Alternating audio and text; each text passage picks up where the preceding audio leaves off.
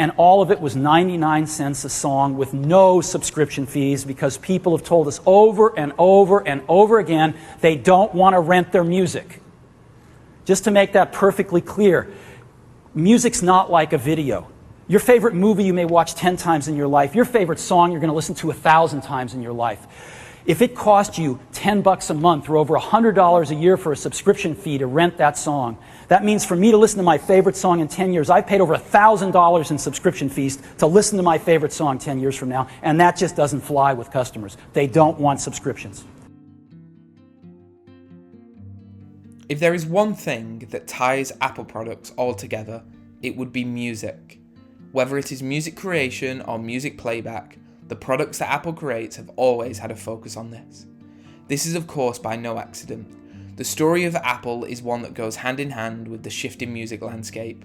From lawsuits with the Beatles to giving away albums for free, Apple has been at the forefront of changing music, for better or for worse. I would argue that Apple's obsession with music over the years has had a shape on not only them as a company, but ultimately the music industry in general. This video will be split up into 4 different segments that each tell a story of Apple and an artist or band that they have had a positive relationship with or a negative one, and in a lot of cases, it's a bit of both.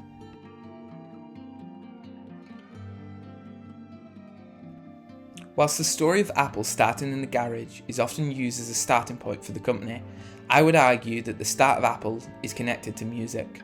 Both Steve Jobs and Steve Wozniak originally met and bonded over their love for Bob Dylan, not just technology. The two of us would go tramping through San Jose and Berkeley and ask about Dylan bootlegs and collect them. We'd buy brochures of Dylan lyrics and stay up late interpreting them.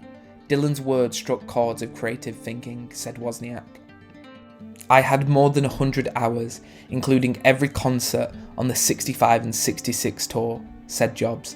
Instead of big speakers, I brought a pair of awesome headphones and would just lie in my bed and listen to that stuff for hours. In Walter Isaacson's book, Steve Jobs, he writes about the days after Jobs is ousted from Apple in 1985 and watching the first big announcement without his involvement. Isaacson writes, quote, Jobs stayed home for the next few days, blinds down, his answering machine on, seeing only his girlfriend, Tina Resda, for hours on end. He sat there playing his Bob Dylan tapes, especially The Times They Are A-Changin'. He had recited the second verse the day he unveiled the Macintosh to the Apple shareholders 16 months earlier. That verse ended nicely. And welcome to Apple's 1984 annual shareholders meeting. I'd like to open the meeting with a part of an old poem, about a 20-year-old poem by Dylan. That's Bob Dylan. Come writers and critics who prophesize with your pens, and keep your eyes wide, the chance won't come again. And don't speak too soon, for the wheel's still in spin, and there's no telling who that it's naming. For the loser now will be later to win, for the times they are a-changin'. Now, just like at the formation of the company 9 years earlier, the words of Bob Dylan had a massive impact on what Jobs was thinking, and the words of times they are a-changin' were likely carried with him into the formation of his next company, Next, which would ultimately be bought by Apple in 1997, eventually bringing Jobs back to the company he originally founded.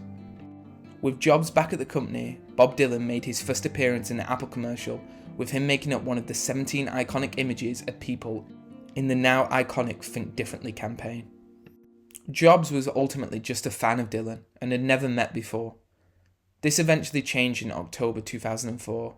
At this time, still recovering from his first cancer surgery, Jobs was invited to visit Dylan in his hotel room before the concert. We sat on the patio outside his room and talked for 2 hours. I was really nervous because he was one of my heroes, and I was also afraid that he wouldn't be really smart anymore, and that he was a character of himself, like happens to a lot of people. But I was delighted. He was as sharp as a track.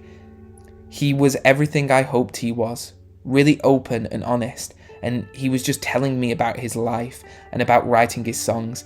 He said they just came through me. It wasn't like I was having to compose them. That didn't happen anymore. I just can't write them that way anymore. Then he paused and said to me, with his raspy voice and little smile, but I can still sing them.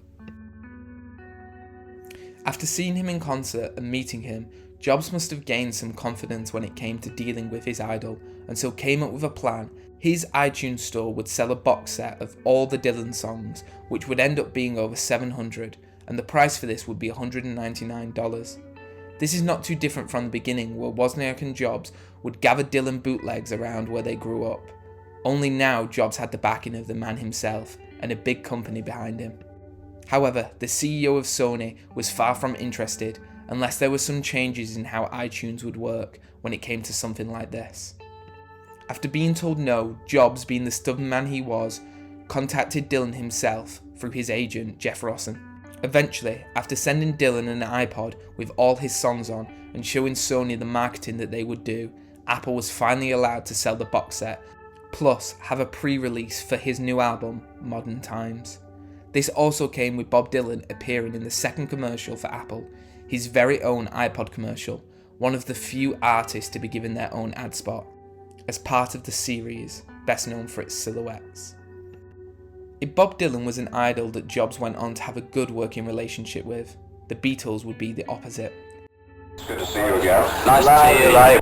Nice to see you, Larry. What is Apple, John?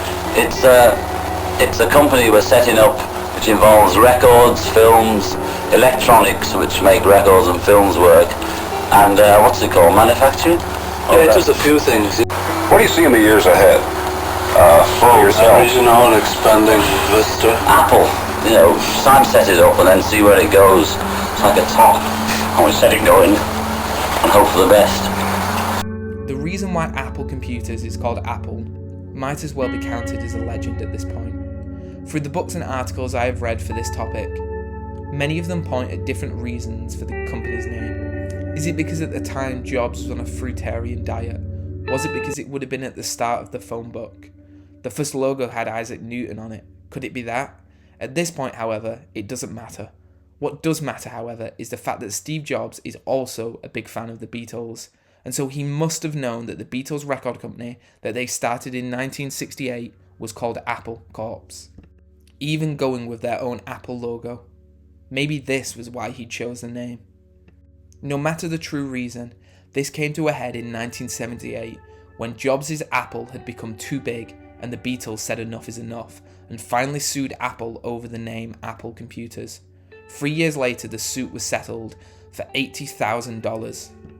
Now, the only terms that Apple had to follow as part of this settlement was made clear. The Beatles argued that confusion would only come if both brands were to exist in the music industry. The rules of the settlement were simple. Apple Corps would never start making computers, and Apple would not make any music products, which of course, we know they went on to do. Just 4 years later was when Apple started to dip their toes into the music business by adding a music instrument digital interface, more commonly known as MIDI, to their computers, as well as adding more sophisticated sound chips.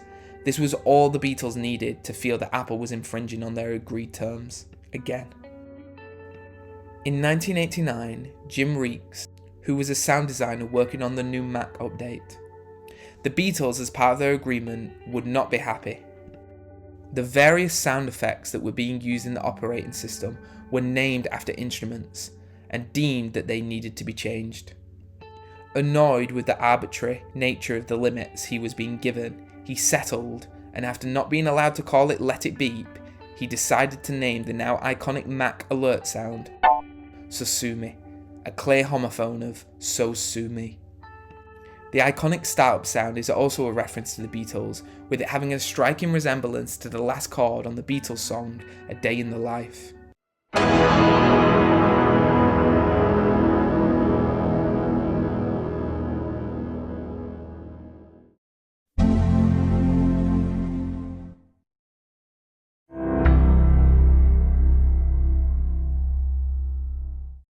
In 1991, Apple was sued again by the band, paying $26.5 million to the label, allowing them both to use the name, but not for Apple to sell music. This changed, however, in 2003 with iTunes, when Apple was ultimately sued again by the band. Finally wanting to be done with this, Apple Computers paid $500 million just for the name, which they would then fully own and then just license out to the Beatles for their record company. We love the Beatles, and it has been painful being at odds with them over these trademarks. It feels great to resolve this in a positive manner, and in a way that should remove the potential of further disagreements in the future.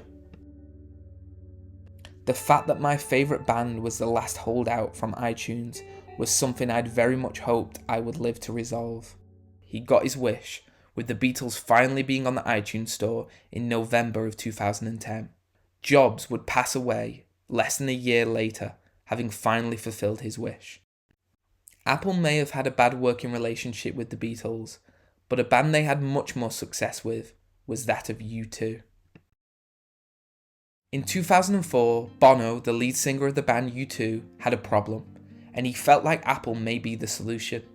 He was worried that the band's popularity was fading, and if there was one company that could change the way music was marketed, it would be Apple. We had a song called Vertigo that featured an aggressive guitar riff that I knew would be contagious, but only if people were exposed to it many times. The original plan was for the band and the song to be featured in one of the iconic iTunes commercials, like the Bob Dylan one mentioned in the first section of the video, yet that had not happened yet, so this would have been a first for Apple, but Steve Jobs wasn't convinced. You have a silhouette of fans, so couldn't the next phase be silhouettes of artists? After being left with the album and some time to think, the plan was that Apple would make the commercial featuring the band and promote the album in various ways. However, the band would not be paid for this, but instead would earn royalties for every sale Apple made of a special red and black U2 edition of the iPod. As time went on, Steve was souring to the idea so much that whilst the ad was being filmed, he thought about pulling the plug entirely. It was only after James Vincent, who worked at Apple's ad agency at the time and also happened to be a big U2 fan, called up Bono, who himself was having second thoughts about the ad. Bono worried that it was a sign of the band selling out. James Vincent then called up Apple designer Johnny Ive, who was also a big U2 fan, and sent him to Bono to show him the U2 version of the iPod to try and save the collaboration. Johnny arrived in Dublin and I put him up in my guest house, a serene place over a railway track with a view of the sea. He showed me this beautiful black iPod with a deep red click wheel and I said, okay, we'll do it. However, this is likely not the big U2 marketing push that you remember from Apple. Whilst the U2 iPod was a success, the next one was a disaster, for both the band and Apple. By 2014, the music industry had changed a lot, and this had the new Apple CEO Tim Cook spooked. It was clear that iTunes was now at competition with Spotify, a company whose business model was entirely different from that of iTunes. Customers were now much more on board with the idea of not paying for their music, but Apple, not so much. Luckily, Tim Cook had a solution. Apple's September 14th launch event was going to be an important one, any way you look at it, with it being where they would show off the new iPhone and the yet-to-be-seen Apple Watch, which, whilst researching for this video, many journalists were still speculating that it was called the iWatch. U2, of course, were no stranger to the Apple keynote stage, and most would have likely assumed their presence on stage was to perform the song The Miracle of Joey Ramone as an ad for their new album, and that was it. However, all that changed after the band was invited back on stage for a special announcement by Tim Cook. Look, as of this time last week, we finished our album. It's called Songs of Innocence. We're very excited about it. The question is now, Zen Master, how do we get it to as many people as possible? Because that's what our band is all about. I do believe you have over 500 million subscribers to iTunes, so could you get this to them? Sure, we could do that. Could you, do it in, 5 seconds just by pressing a sort of magic Apple send button? You could do that? If we gave it away for free. But first you would have to pay for it. Because we're not going in for the free music round here. You would consider? I've been told I'm a good negotiator. You would consider putting Songs of Innocence out to over 500 million people free in, say, 5 seconds from now? Yes. We press the button, it'll take a little longer to get all the way across the internet, but it can start in 5 seconds. So U2, let me just get this straight. U2's new album, Songs of Innocence, is going out for free to 500 million people in the next 5 seconds. 5, 4, 3, 2, 1. Wow, that's instant gratification. The 500 million users Bono mentions seemingly did not like the free album, which, I mean, can you blame them? It took up storage for an album you may not have even liked. Backlash from users was pretty quick, but there was also backlash from fellow musicians, some of which who argued that it cheapened all music by giving it away for free, which, with Spotify breathing down their neck, I question even why Apple would make this decision, to give the album for free, which makes all this even strange, as it is briefly mentioned in the clip I showed, Apple themselves did actually pay for the album. According to the New York Times, Apple paid a whopping $100 million to U2 for the album. Looking back, Bono had this to say about the whole ordeal. I take full responsibility. Not Guy O, not Edge, not Adam, not Larry, not Tim Cook, not Eddie Q. I thought if we could just put our music within reach of people, they might choose to reach out towards it. Not quite. We wanted to deliver a pint of milk to people's front porches, but in a few cases it ended up in their fridge, on their cereal. People were like, I'm dairy free. In the end, this was all a costly mistake. What was supposed to be a success for iTunes in the face of the ever-increasing success of Spotify was actually a final battle cry, and a year later it was time to give up. Almost a decade after Steve Jobs said that customers don't want subscriptions, Apple finally caved, and Apple Music was finally released in 2015, bringing the way Apple distributed music into a new era. One, I get the impression they didn't want to be in. iTunes and the iPod went hand in hand, and the seamless integration of the two was something only Apple could deliver. Whilst their competitors tried, none got close. It always surprised me, however, that no other companies had ever beat Apple when it came to an iPod iTunes-like product. It was seen as being only Apple that could make the iPod over companies like Sony, for example. Sure, Sony had the technology from perfecting the Walkman and even their own record label that they owned and operated, so really there is no reason why they would not be able to make their own iTunes and iPod first. The problem is infighting within the company. No one team could make this thing without cannibalizing the sales of the other. Like the Walkman team wouldn't like the idea of an iTunes-like store competing against them. Apple didn't have this problem. They could make iTunes and the iPod, and they would in fact increase sales of other products, like the Mac for example. Whilst iTunes as a way to sync your music came out in 2001, in April of 2003 the iTunes Store was finally unveiled. The idea of cannibalizing your own product sales, however, did come to Apple with the rise of iPhone's popularity, as ultimately the iPhone is an iPod Touch that does a whole lot more. It was only ever going to be for so long that the iPhone and iPod Touch could live on together, and on May 10th, 2022, the iPod Touch and the iPod line as a whole was discontinued. I'm surprised at how long this discontinuation took.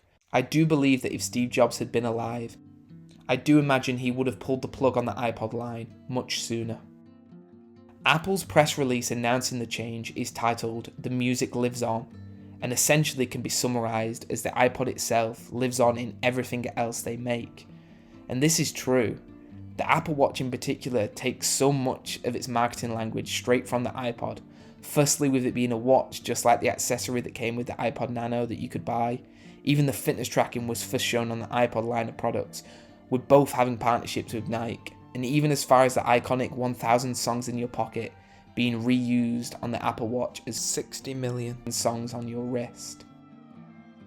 Of course, those 60 million songs only exist on Apple Music, and even that has since grown, including Apple acquiring classical music app Primephonic and spinning it off into Apple Music Classical. As part of this, they even bought their own classical music record company, just showing how far we have come from the promise they originally made to the Beatles all those years ago.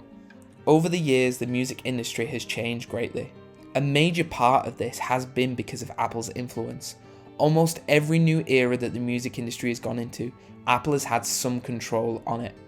And yet, it seems like that control is fading. I do wonder how many years iTunes has left, with Apple Music seemingly being their main focus. But I guess that would be a whole different video. Thanks for watching. Come writers and critics who prophesize with your pens, and keep your eyes wide, the chance won't come again. And don't speak too soon, for the wheel's still in spin, and there's no telling who that it's naming. For the loser now will be later to win, for the times they are a-changin'. Now